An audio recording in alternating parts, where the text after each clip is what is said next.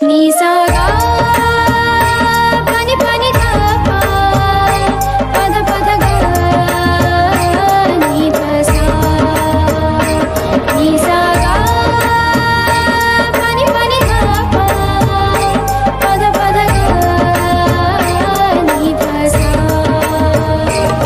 ही गाथा अस्तित्वाची शौर्याची पराक्रमाची ही गाथा अस्तित्वाची शौर्याची पराक्रमाची या मातीमधल्या कणाकणातील मौल्यवान रत्नांची या मातीमधल्या कणाकणातील मौल्यवान रत्नांची कर्तृत्व इथे गगनाला भिडे परिमोल जाणून घेऊ व्यक्तिविशेष। नमस्कार, radio MPSC Guru spreading the knowledge powered by spectrum अकॅडमीमध्ये मी प्रिया तुम्हा सगळ्यांचं स्वागत करते। मित्रांनो, आपण व्यक्तिविशेष हे सत्र ऐकत असतो। या सत्राअंतर्गत आपण विविध क्षेत्रात कार्यरत असणाऱ्या म्हणजे सामाजिक, कला, क्रीडा, विज्ञान, तंत्रज्ञान, साहित्य अशा सगळ्या क्षेत्रांमध्ये स्वतःचं नाव कोरलं आहे अशा व्यक्तींचा परिचय आपण व्यक्तिविशेष या सत्रात करून घेत असतो। आज आपण व्यक्तिविशेष या सत्रामध्ये सर विश्वेश्वरय्या मोक्षगुंडम यांच्याविषयीची माहिती घेणार आहोत। सर विश्वेश्वरय्या मोक्षगुंडम यांचा जन्म 15 सप्टेंबर 1861 साली झाला। ते प्रसिद्ध स्थापत्य अभियंते होते। त्यांचा जन्म कर्नाटकातील कोलार जिल्ह्यातील चिक्कबल्लापूर तालुक्यातील मुद्देनहळ्ळी या ठिकाणी झाला। त्यांचे पूर्वज आंध्र प्रदेशातील कुर्नूल गाव भागातील मोक्षगुंडम या गावचे होते। त्यांच्या वडिलांचे नाव पंडित श्रीनिवास शास्त्री व आईचे नाव व्यंकट अम्मा असे होते। त्यांचे वडील संस्कृतचे गाढे विद्वान होते। विश्वेश्वरय्या यांचे प्राथमिक शिक्षण चिक्कबल्लापूर या खेड्यात अत्यंत प्रतिकूल परिस्थितीत झाले। उच्च शिक्षण त्यांचं बँगलोरच्या सेंट्रल कॉलेजमध्ये झाले। 1880 मध्ये ते BA परीक्षा विशेष गुणवत्तेत उत्तीर्ण झाले। म्हैसूर सरकारने पुढील शिक्षणासाठी त्यांना शिष्यवृत्ती दिली। 1883 मध्ये ते पुण्याच्या अभियांत्रिकी महाविद्यालयातून मुंबई विद्यापीठाची अभियांत्रिकीची पदवी परीक्षा प्रथम श्रेणीत उत्तीर्ण झाले। या परीक्षेत ते मुंबई प्रांतात पहिले आले होते। स्थापत्यशास्त्रातील त्यांच्या ज्ञानाचा लौकिक सर्वदूर पसरला। 1884 मध्ये मुंबई सरकारच्या सार्वजनिक बांधकाम खात्यात त्यांची सहाय्यक अभियंता पदावर नियुक्ती झाली। नाशिक जिल्ह्यात त्यांची प्रथम नियुक्ती झाली। न्यायमूर्ती महादेव गोविंद रानडे यांचे त्यांना मौलिक मार्गदर्शन लाभले। पुणे व गुजरातमधील सुरत जिल्ह्यात त्यांनी काम केले। 1904 साली शासनाने आरोग्य अभियंता या पदावर त्यांना बढती दिली। खडकवासला येथील जुन्या दगडी बांधकामाच्या धरणात त्यांनी संशोधन करून तयार केलेली स्वयंचलित शीर्षद्वारे पहिल्यांदा बसवण्यात आली होती। त्यांच्यामुळे त्यांनी पाण्याचा अपव्यय टाळला। 1906 साली एडनला लष्करी वसाहतीसाठी त्यांची सहाय्यक बंदर अधिकारी म्हणून नेमणूक झाली। त्यापूर्वी त्यांनी मुंबई सरकारच्या सचिवालयात सार्वजनिक बांधकाम खात्याअंतर्गत पाटबंधारे विभागात विशेष अधिकारी म्हणून काम केले। पुण्याच्या डेक्कन क्लबच्या स्थापनेत त्यांनी सहभाग घेतला। 1907 साली मुंबई सरकारच्या नोकरीतून त्यांनी स्वेच्छानिवृत्ती स्वीकारली। 1909 साली हैदराबाद संस्थानात विशेष सल्लागार अभियंता म्हणून त्यांनी कार्यभार स्वीकारला। हैदराबाद शहराची पुनर्रचना मुसा व इसा या दोन्ही नद्यांना धरणे बांधून संभाव्य पुरापासून शहराचे संरक्षण ही कामे त्यांनी केली। याच वर्षी म्हैसूर संस्थानचे नरेश महाराजा कृष्णराज वाडियार यांच्या विनंतीनुसार त्यांनी म्हैसूर संस्थानच्या प्रमुख अभियंता पदाची सूत्रे स्वीकारली। 1912 ते 1918 ही 6 वर्ष म्हैसूर संस्थानचे दिवाण म्हणून शिक्षण, उद्योग, कृषी आदी सर्व क्षेत्रात त्यांनी नेत्रदीपक कामगिरी केली। म्हैसूर आर्थिक परिषदेला स्थायी रूप देऊन अनेक विकास कामे हाती घेतली। म्हैसूर बँक, म्हैसूर विद्यापीठ, प्राथमिक शिक्षणाचा विस्तार, मुलींचे पहिले वसतिगृह व शेतकी महाविद्यालय, वृंदावन गार्डन यांची उभारणी, कन्नड साहित्य अकादमी, आर्थिक लेखापरीक्षणाबरोबरच कार्यक्षमता लेखापरीक्षण, याचबरोबर रेशीम उत्पादन, चंदन तेल, साबण, धातू व क्रोम टॅनिंग, सिमेंट, साखर कारखाने, लघु उद्योग, हॉटेल व उपाहारगृहे, विश्रामधाम, मुद्रणालय, क्लब यांच्या निर्मिती उद्योगास त्यांनी चालना दिली। म्हैसूरसाठी भाटकलला बंदराची सोय केली। आपल्या प्रयत्नांनी रेल्वेचे व्यवस्थापन राज्य सरकारच्या कक्षेत आणले। काही ठिकाणी नवीन रेल्वे मार्ग उभारले। सेवा भरती शर्ती, मागासवर्गीयांसाठी राखीव जागा आदी समाजोन्मुख कार्य त्यांनी केली. 1926 साली म्हैसूर संस्थानाच्या सेवेचा स्वेच्छेने त्यांनी राजीनामा दिला. त्यानंतर त्यांचा Bhadravati iron and steel works, Shri Jaya Chamarajendra occupational institute वगैरे संस्थांशी घनिष्ठ संबंध आला. मुंबईची प्रीमियर ऑटोमोबाईल इंडस्ट्री स्थापण्यातही त्यांनी विशेष प्रयत्न केले. हिंदुस्तान एअरक्राफ्ट फॅक्टरी व ग्रामीण औद्योगिक प्रकल्पांच्या योजनेतही त्यांनी भाग घेतला. विश्वेश्वरय्या यांच्या विलक्षण बुद्धिमत्तेने देशातील अनेक योजना साकार झाल्या. धुळे जिल्ह्यातील पांझरा नदी ते दातरटीपर्यंत वक्र नलिकेने पाणी पुरवठा ही योजना साकार करून त्यांनी धुळे शहर पाणी पुरवठा योजना व सुरत शहर पाणी पुरवठा योजना ही साकार केली.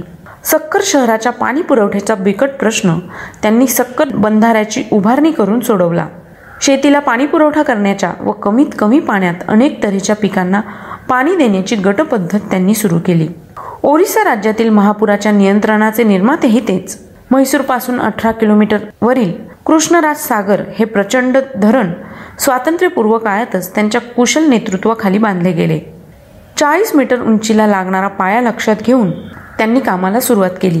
आज या धरणामुळे सुमारे 8,000 हेक्टर जमीन पाण्याखाली येते. 12.5 कोटी रुपयांची कावेरी बंधारा योजना त्यांनीच पूर्ण केली. याखेरीज कोल्हापूर, मुंबई, कराची, धारवाड, विजापूर शहर पाणी पुरवठा या योजना त्यांनीच कार्यान्वित केल्या. पुणे, हैदराबाद व म्हैसूर येथील भुयारी गटार योजना त्यांनी अभिकल्पित केल्या. नवी दिल्लीची योजनाबद्ध सुधारणा त्यांनीच केली. पुण्याच्या अभियांत्रिकी महाविद्यालयाचा अभ्यासक्रम ठरवण्यात त्यांचे महत्त्वपूर्ण योगदान होते. विश्वेश्वरय्या यांनी अनेक संस्थांवर व समित्यांवर केलेले कार्य मौलिक स्वरूपाचे आहे. 1921 ते 22 या कालावधीत ते मुंबई औद्योगिक शिक्षण समितीचे अध्यक्ष होते. 1925ला भारतीय अर्थविषयक समितीचे अध्यक्ष होते. त्यानंतर मुंबई महानगरपालिका काटकसर समितीचे अध्यक्ष, मुंबई बॅक-बे चौकशी समितीचे अध्यक्ष, नवी दिल्ली राजधानी समितीचे सल्लागार, भद्रावती पोलाद कारखान्याचे चेअरमन अध्यक्ष, 1941 साली अखिल भारतीय उत्पादक संस्था संचालक, जमशेदपूर टाटा लोखंड व पोलाद कारखाना, मुंबई विद्यापीठाचे अधिछात्र, मुंबई प्रांत आरोग्य समितीचे सदस्य, मुंबई विद्यापीठाच्या रासायनिक उद्योग उन्नतीचे समितीचे अध्यक्ष म्हणून त्यांनी केलेले कार्य विशेष उल्लेखनीय आहे. मुंबई, कराची, बडोदा, सांगली, मोरवी, भोपाळ, पंढरपूर, अहमदनगर, नागपूर, भावनगर, राजकोट, गोवा या नगरपालिकांना त्यांनी आर्थिक अडचणीत मार्गदर्शन केले. विश्वेश्वरय्या यांनी 5 वेळा अमेरिकेचे दौरे केले. याखेरीज Japan, Italy, England, Sweden, Russia, Canada, Ceylon, Sri Lanka, Germany व फ्रान्स या देशांना विविध निमित्तांनी भेटी दिल्या. शिस्त हा त्यांच्या परवलीचा शब्द होता. ते सतत कठोर परिश्रम करीत. प्रत्येक काम नियमित, नीटनेटके व स्वच्छ असावे हा त्यांचा आग्रह असे.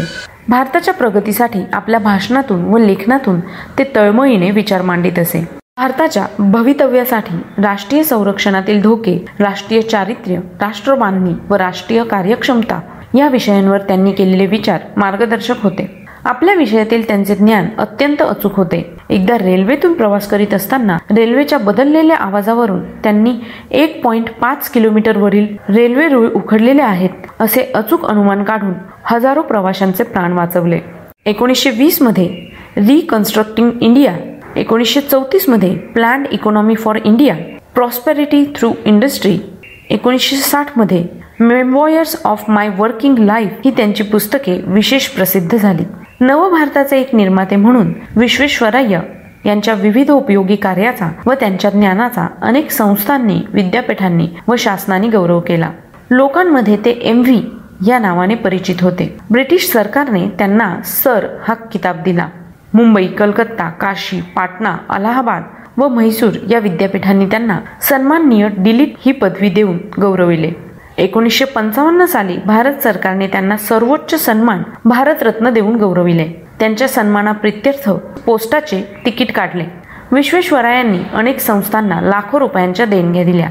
देशातील अनेक संस्थांना विश्वेश्वरय्या यांचे नाव कृतज्ञतेने देण्यात आले आहे. सर विश्वेश्वरय्या यांच्या स्मृती म्हणून कर्नाटक सरकारने बंगलोर येथे सर विश्वेश्वरय्या सायन्स म्युझियम उभारले आहे. हे म्युझियम भारतातील सर्वात मोठे सायन्स म्युझियम आहे.